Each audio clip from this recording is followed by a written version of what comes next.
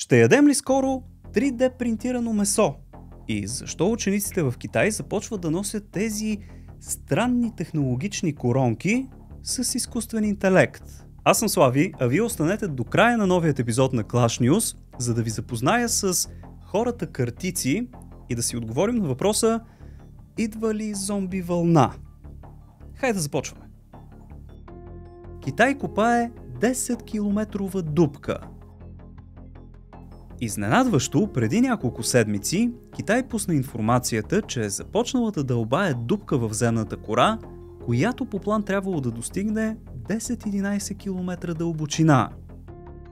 Те разкриха, че проектът трябва да бъде завършен в рамките на 457 дни, което си е чиста лудост, и споделиха, че ще проникнат в скали, които са на над 150 милиона години. Защо обаче го правят? Каква е целта им? Според научния доклад, китайците искат да разберат повече за устройството на земната кора, да търсят минерали и да тестват нова технология за пробиване. Те обаче като че ли не случайно са избрали регион, за който се знае, че е богат на петрол. Скоростта, с която се случва целият този експеримент, подсказва, че най-вероятно са засекли нещо на тази дълбочина и искат да достигнат до него бързо. Дали е петрол или пък нещо друго, едва ли правителството ще сподели. Плановете са да не минават дълбочината на Колския сондаж, който е над 12 км и е направен от руснаците, но пък не отричат, че могат да продължат и надолу. Остава да стискаме палци да не направят някоя беля. Проект Син Лъч стартира. Забелязали ли сте как през последните години страшно много се заговори за НЛО-та и извънземни? Дори официални и реномирани медии вече съвсем свободно говорят за извънземно присъствие. Мислите си, че всичко това е случайно? Ами, не.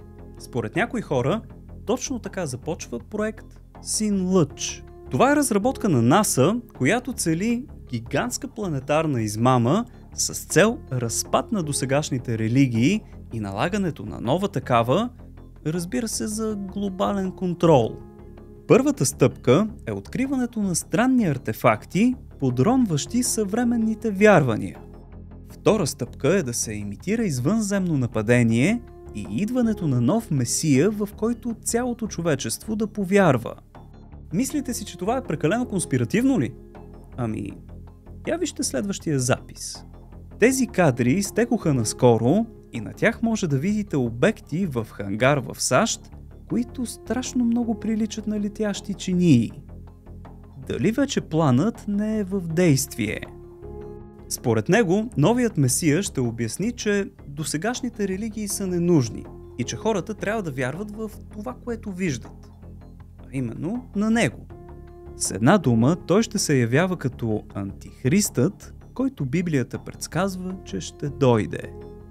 Хора, ако искате да подкрепите канала, може да пазарувате с моя линк за Озон. Просто изпишете ozon.bg/clash в браузъра си или го цъкнете от линкчето в описанието. Наистина не ви коства нищо, но така помагате много. Иначе промокода за Ардес си остава The Clashers. Благодаря ви. Откриха гробницата на Гилгамеш. През последните години епосът за царя полубог на шумерите Гилгамеш се считаше за нищо повече от литературна измислица. Но това е на път да се промени. След разкопки в Ирак и разкриването на град Урук, учени смятат, че са открили неговата гробница. Странното тук е, че Гилгамеш е представен като гигант, висок 5 метра и управлявал 126 години. Той е могъл да повали лъвове с голи ръце, както често е изобразен на някои древни плочи. В епосът Гилгамеш търси безсмъртие и се разказва още за Великия потоп, който също познаваме и от Библията.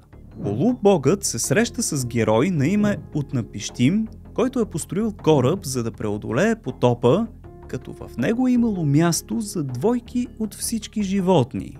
Историята е почти едно към едно с тази за Ной от Стария Завет. Въпросът е, след като са намерили предполагаемата му гробница, можем ли да считаме и останалата част от епоса за истина? Тук отговор естествено нямаме, защото малко след това разкопките спират и друга информация не е споделена. Следят вниманието на ученици с изкуствен интелект. Червената лентичка на тази технологична корона означава, че ученикът е фокусиран и внимава, докато синьото означава, че е разсеян и не слуша. В Китай, скъпи приятели, започват да въвеждат специални устройства за началните ученици, които да измерват нивото им на концентрация. Изкуственият интелект следи мозъчните вълни и индикира със светлина какво те означават. Но по-детайлна информация се изпраща на компютъра на учителя и на родителите. Технологичната корона следи дори колко пъти се прозяваш в час и може да разпознае, когато ти е скучно. Денят на петокласниците започва с тези джаджи и докато решават задачи по математика, учителят в реално време надниква в данните и може да види кой се мъчи и кой се скатава. Тук обществото, разбира се, е разделено. Едни казват, че учениците вече са затворници на технологиите, докато други споделят, че така ще повишат оценките си. В Китай абсолютно всичко се следи. Дори правителството наскоро пусна заповед, че родители трябва да докладват децата си в полицията, ако те използват криптирани чат месенджери. Учени започват да използват Slime Mold. В предишни видеа съм ви разказвал за Slime Mold, едноклетъчна гъба без мозък, която е толкова интелигентна, че може да навигира из лабиринти и да се справи с трудни задачи. Да, скъпи приятели, изглежда гнусно, но е умна и се учи. Постоянно търси храна и пренасочва растежа и развитието си към местата, където е открила такава. Учени изправят Slime Mold срещу лабиринти с няколко изхода и той винаги намира най-ефективният и кратък път до целта си. Дори когато има няколко цели, отново се организира така, че да е най-ефективна между тях. И тук искам да напомня, говорим за едноклетъчно без мозък. Този интелект е попаднал в полезрението на японски учени, които направили един много интересен експеримент. Искали да видят дали гъбата може да направи ефикасна транспортна мрежа. Сложили картата на Токио и на важните спирки оставили храна. После пуснали Slime Mold, която за няколко дни направила най-ефикасните линии за транспорт между тези точки. Ето го и резултатът. А сега на вашите екрани е мрежата, направена от инженери в продължение на години. Почти едно към едно, както виждате на вашите екрани. Така, стигнахме до средата. Праскайте по един палец нагоре, ако всичко до тук ви е харесало, и да продължаваме, защото следват някои наистина откачени неща. Биохакване. През 2000-та година учени от Станфорд правят един доста зловещ експеримент. Те взимат две мишки, стара и млада, и свързват кръвоносните им системи. След месец наблюдават, че благодарение на кръвта на по-младата мишка, органите на старата се подмладяват и възстановяват. Тази година стана ясно, че подобни опити са се правили и върху хора, и дори един 45 годишен мултимилионер го е изпробвал върху себе си публично. Той разказа, че е успял да забави стареенето си, като си е вливал плазма от 17 годишния си син. От друга страна, давал кръв на баща си и забелязал значително подобрение в състоянието му. Аз се поразрових в малко по-тъмните сайтове и се оказа, че такава процедура за подмладяване си се предлага свободно. Цената за смяна на кръвта е около 20 000 евро и очевидно дава резултати. Дори се говори, че няколко родни знаменитости вече са преминали по тази процедура по няколко пъти. Стефан Маринов и безплатната енергия. Сигурен съм, че малко от вас са чували за българинът Стефан Маринов. Той, скъпи приятели, създава машина, която кръщава тестатика и благодарение на магнити тя произвежда безплатен ток. По-малките прототипи генерират около 200 вата, докато по-големите могат да стигнат до около 30 кВт, което изобщо не е малко. Конструкцията е описана в детайли от Швейцарската асоциация за свободна енергия. Какво обаче се случва? Историята на Стефан Маринов започва в нашата държава, където е вкаран в психиатрична болница, за да бъде лекуван, в кавички, от политическите си възгледи. След това естествено бяга от България в САЩ, но след години се установява в Австрия. Там той разработва машината си за безплатна енергия и дори има спор с писание Nature за публикуването й.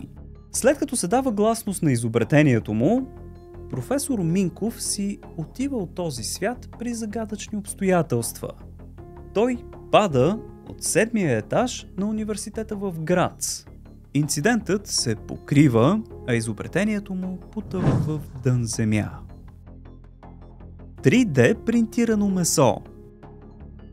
Знаехте ли, че съвсем скоро можем да започнем да ядем 3D принтирано месо? Ето ви защо. Изчисленията сочат, че до 20 години производството на месо по традиционният начин, чрез животновъдство, ще е драстично по-малко от нуждите от протеин на все така нарастващото население. А това ще доведе до недохранване в някои части на света. Вече има стартери, които предлагат решение на този проблем в лицето на 3D биопринтери. Преди около месец на пазара излезе първото принтирано филе от риба от компанията Stakeholder. И хората опитали го казаха, че е неразличимо от истинското. Това е така, защото, мастилото на принтера е направено от стволови клетки на възрастни риби. Това филе обаче никога не е плувало в океана, ами е принтирано за около 3-4 минути. При другите пържоли, мастилото на принтера се състои от соя, нахут, цвекло и кокосово масло. След това машината ги комбинира под формата на пържола, готова за барбекюто. Има, разбира се, и такива, които смилат местни съставки и просто ги оформят като пържола. Я ми напишете един коментар долу, дали изобщо вие бихте опитали подобно нещо. НЛО спира тока. Наскоро из мрежата се разпространи едно видео, в което НЛО изстрелва нещо като лъч към Земята. Нека да го видим. Доколкото разбрах, е снимано в САЩ и виждаме как след лъча токът на сградите спира за кратко. Казах ви аз, че все по-често ще виждаме подобни неща, затова давайте да се прехвърляме към следващото. Това са кадри от Турция, където изглежда, че нещо се крие зад облаците и излъчва странни светлини. Изглежда сякаш нещо го осветява отдолу и не е много достоверно, нали? Нека обаче видим какво се случва. На следващото видео виждаме как пулсираща светлина се комбинира и разделя и дори имаме звук от оператора, който е очевидно изплашен. Ако имате предположение какво точно е това, ще се радвам да го споделите. Зомби улици. Това на вашите екрани не е зомби апокалипсис от някой филм, ами една от улиците на град Филаделфия в Щатите, където стотици прегърбени хора едва ходят.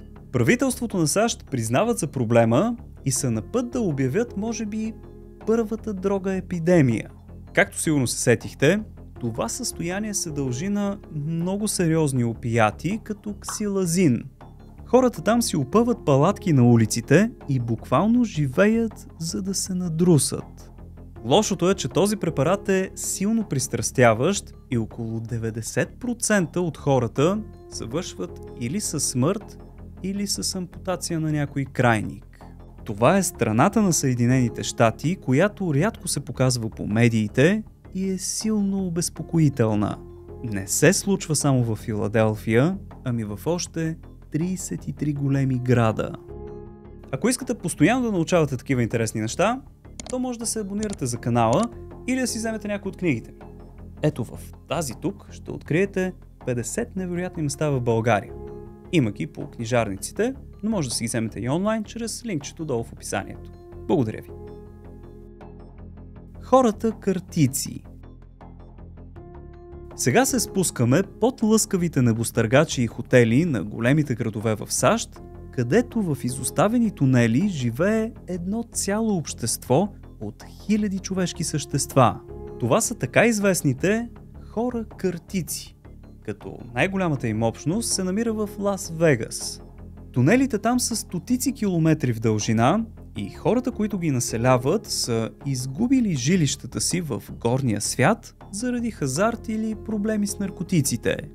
Интересното е, че са си сформирали цяла една микродържава със собствен крал и закони и дори има слух, че в дълбините на тези тунели се говори единствено техен си измислен език.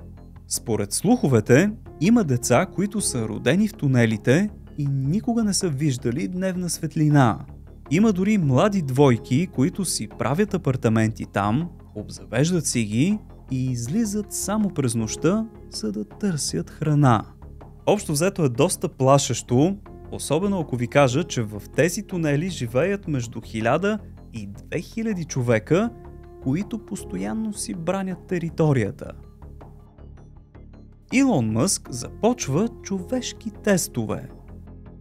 Просто няма как да сте пропуснали новината, че FDA, или Агенцията по храните и лекарствата на САЩ, току-що одобри тестването на чипа на Илон Мъск върху хора. Все още не се разкрива какви подобрения върху човек ще дава въпросният Neuralink чип, но от компанията казват, че за сега ще се съсредоточават върху лечение на някои болести, като затлъстяване, депресия и шизофрения. Следващата стъпка е може би да се свързвате директно с компютъра и да командвате устройствата само с мозъка си. Колкото и далечно да звучи, тази технология ще позволи на хората един ден да си комуникират без да казват дори и дума. Разбира се, това повдига въпроси като дали ще ни даде супер сили, ще ни помага ли да еволюираме или пък е поредната намеса в делата на природата. Косатки се учат да потапят кораби. Природата отвръща на удара и едни от най-интелигентните животни в океаните са се научили как да обръщат малки кораби. Знаете за добрите ни приятели, косатките, които се смятат за доста умни и работят в групи, за да ловуват по-ефективно. Рибари забелязали един женски екземпляр да учи цяла група как да атакува и преобръща лодки. Това се случва след като рибари без да искат я блъснали и тя се връща за отмъщение. Данните сочат, че вече са потопили 2 лодки и знанията им се разпространяват из други групи от косатки. Бъдещите поколения стават все по-добри в този занаят и аз се питам дали вече не са обявили война на хората. Това беше всичко за днес, приятели. Надявам се епизодът да ви е харесал и ако е така, оставете по един палец нагоре. Пък ако искате да ударите едно дигитално рамо в нещата, които правя, използвайте бутона Thanks, който се намира някъде тук долу. Абонирайте се за канала супер бързо и лесно от кръгчето с моята снимка там горе. Пък ако случайно ви се гледа някой друг епизод на Clash News, може да натиснете на плейлиста под него. Благодаря ви, че за пореден път бяхте с мен. Чао и до нови срещи!